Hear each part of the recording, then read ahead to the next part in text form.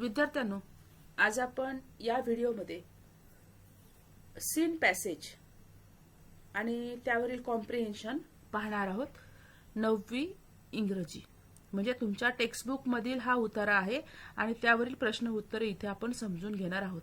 हा जो पॅसेज आहे तो थिंक बिफोर वी स्पीक या लेसन मधील आहे. तो प्रथम आपण समजून घेऊया. Socrates was one of the wisest men of the ancient world.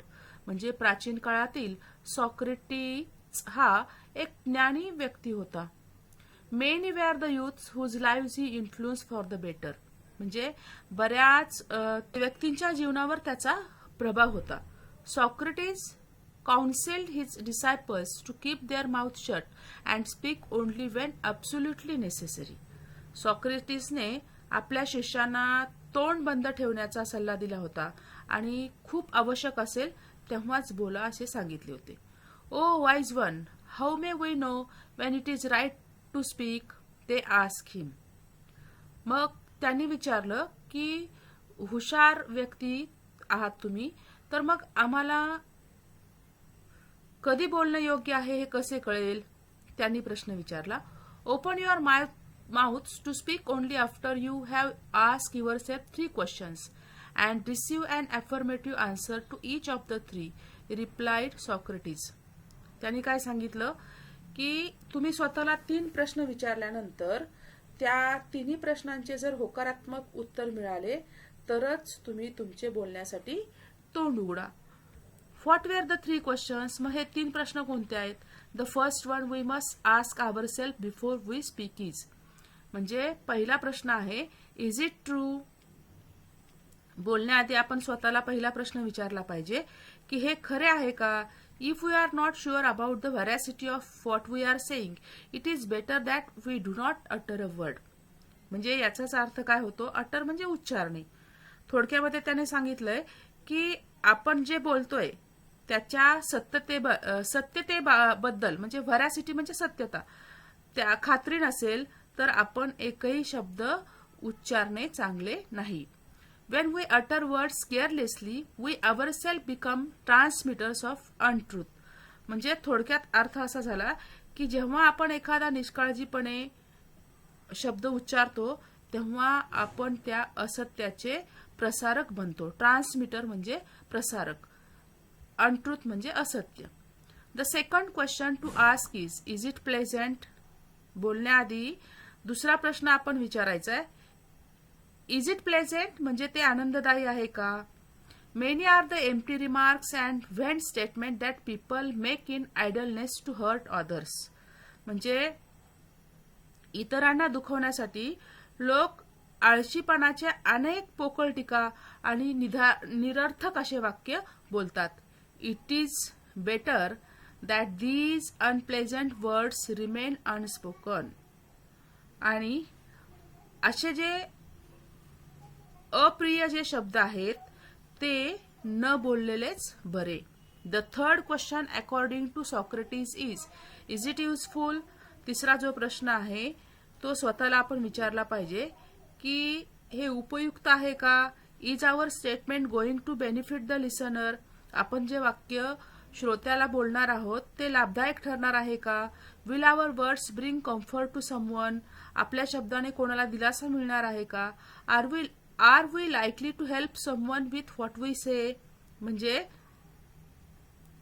आपण जे बोलतोय त्यामुळे एखाद्याला आपण मदत करू शकणार आहे का? Only in that case should we go ahead and speak. आणि अशाच केसमध्ये आपण पुढे गेलं पाहिजे आणि बोललं पाहिजे.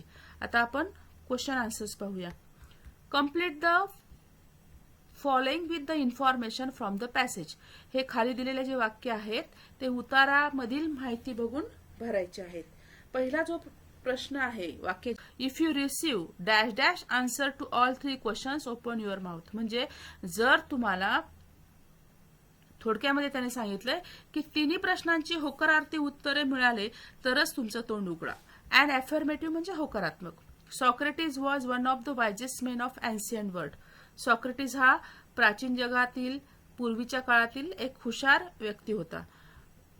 Number 3, Socrates counsel his dash dash to keep their mouth shut. Counsel म्हणजे सल्ला देणे. आणि इथे कोणाला तो सल्ला देत होता तोंड बंद ठेवण्याचा, तर त्याचे शिष्य डिसायपल्स. म्हणजे इथे सॉक्रेटिस आपल्या शिष्यांना तोंड बंद ठेवण्याचा सल्ला देत होता. If we are not sure about the dash dash of what we are saying, it is better that we do not utter a word. म्हणजेच याचा अर्थ होतोय, आपण जे बोलत आहोत त्याच्या सत्यतेबाबत आपल्याला खात्री नसेल तर आपण एकही शब्द न उच्चारणं चांगलं. आता इथे व्हरॅसिटी म्हणजे सत्यता.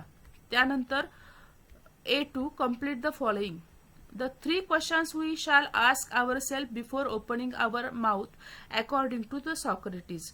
म्हणजे सॉक्रेटिसच्या मते तोंड उघडण्यापूर्वी आपण स्वतःला 3 प्रश्न विचारले पाहिजेत. कोणते 3 प्रश्न आहेत? मग ते प्रश्न इथे लिहायचे. Is it true? ते खरे आहे का? Is it pleasant? ते आनंददायी देणारे आहे का? Is it useful? ते उपयोगी आहे का? A3 word register.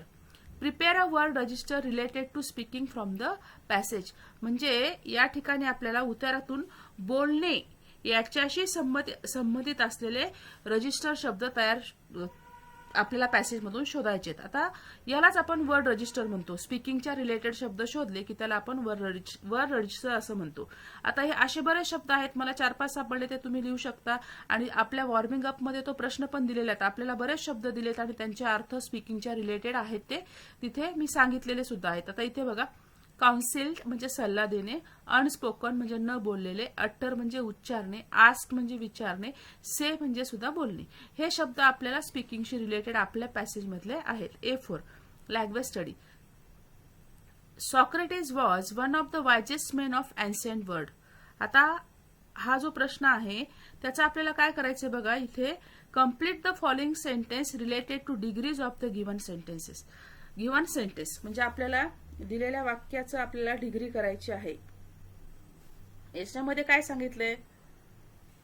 Very few main of the ancient world wear as wise as Socrates. इथे आपल्याला पॉझिटिव्ह डिग्री करायची. पॉझिटिव्ह डिग्रीमध्ये ॲज वापरतो आपण आणि त्याने सुरुवात तर करूनच दिलेली आहे. व्हेरी फ्यू मेन म्हणजे काय याचा अर्थ काय होतो की प्राचीन जगातील फार कमी पुरुष जे होते ते सॉक्रेटिस एवढे हुशार होते.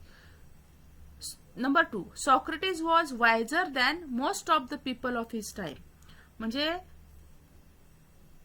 सॉक्रेटिस हा बहुतेक लोकांपेक्षा त्या काळातील त्यांच्यापेक्षा तो हुशार होता.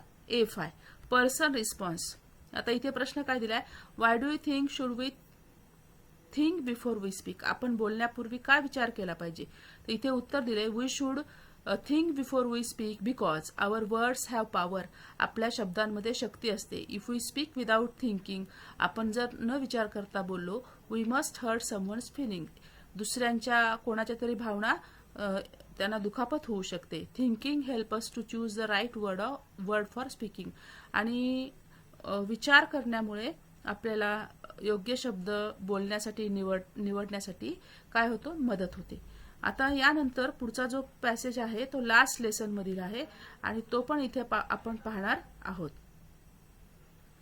या ठिकाणी प्रथम आपण पॅसेज समजून घेऊया. While I was wondering about it all, Mr. Hamel mounted his chair and in the same grave and gentle tone which he had used to me said.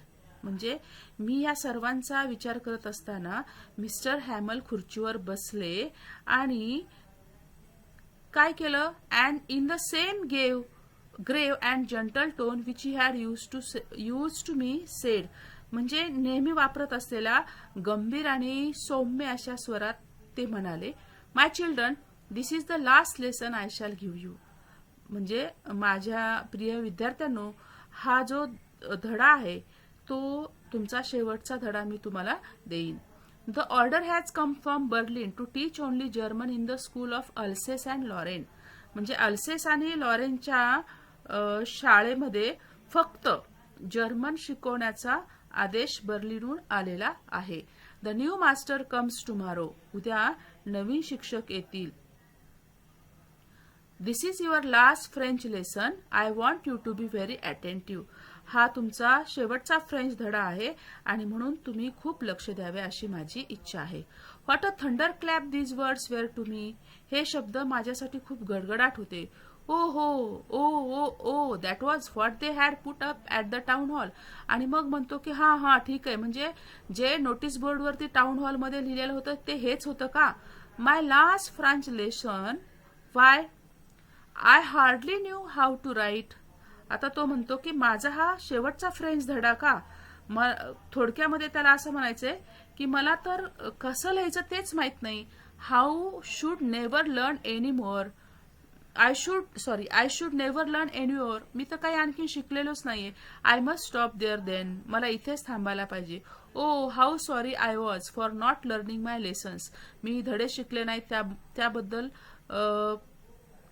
म्हणजे मला खूप वाईट वाटतंय, मला माफ करा. For seeking birds eggs. मी काय करत होतो, पक्ष्यांच्या अंडी शोधत होतो. Going sliding on the Saar. Going sliding म्हणजे भटकत राहणे. सार नदीवर भटकत राहत होतो. My books that had seem such a nuisance a while ago. माझे पुस्तकं जे मला उपद्रव देणारी वाटत होती काही वेळापूर्वी.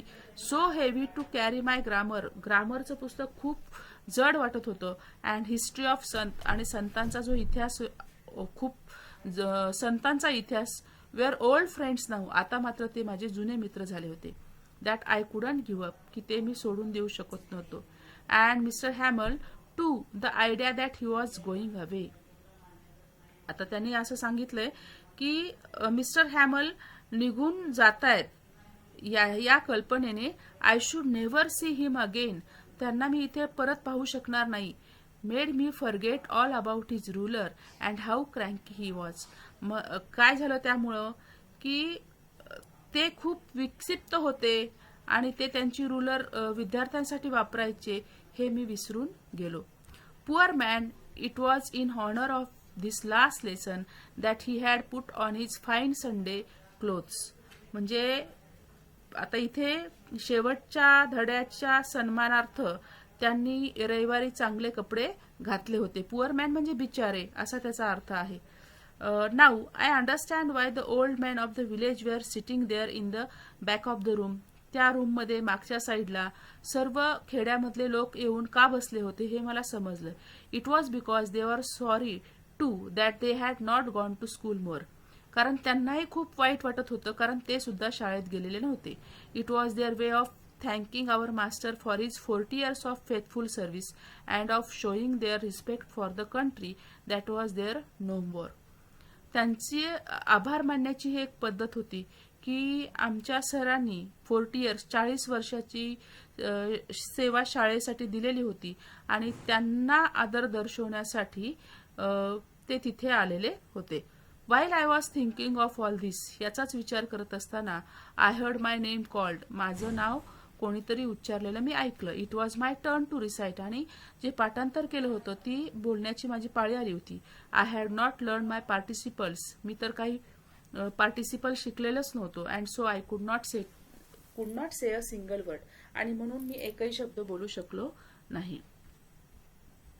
State whether the following statements are true or false. खाली दिलेले वाक्य बरोबर आहेत का चूक आहेत ते सांगायचं आहे आपल्याला. Mister Hamel was taking last German lesson.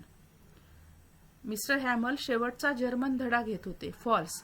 French पाहिजे होते. The order has come from Berlin to teach only German in the schools of Alsace and Lorraine. म्हणजे बर्लिनवरनं अशी आज्ञा आलेली होती की अल्सेस आणि लॉरेनच्या शाळेमध्ये फक्त जर्मन शिकवलं जावं. तर हे बरोबर आहे. The writer was fluent in writing French. म्हणजे रायटर सहजगत्या फ्रेंच रायटिंग करत होता. False. Mister Hamel had put on his fine Sunday clothes. त्यांनी मिस्टर हॅमलनी रविवारचे चांगले कपडे घातले होते. ट्रू. बरोबर आहे. Complete the reason. Complete the following with the reason from the passage. The old man of the village were sitting there in the back of the room because. म्हणजे जे म्हातारे व्यक्ती होते गावामधले ते रूमच्या मागच्या बाजूला का बसले होते. तर it was because they were sorry to that they had not going to school more. It was their way of thanking their master for his 40 years of faithful service and of showing their respect for the country that was there no more. हे उत्तर passage मधलं दिलेलं आहे. त्यानंतर B3 find out 4 ing forms from the passage and write their base form. For example, seek, seeking. आपल्याला ing वापरलेले 4 शब्द passage मधून शोधायचे आणि त्याला त्याचं बेस फॉर्म सुद्धा लिहायचं आहे. इथे बघा, wonder, wondering, learn, learning, show, showing. Language study. Identify the tense in the given sentence. I had not learn my participles. याच्यामध्ये हॅड लर्न आहे म्हणून past perfect tense. Number 2, the new master comes tomorrow. Comes आहे म्हणून इथे simple present tense. Person respond question. How do you feel when your favourite teacher leaves your school. When my favourite teacher leaves the school I feel very sad. मला खूप वाईट वाटेल. He or she taught me so well and always helped me. I will miss their kind words and the way he or she made learning.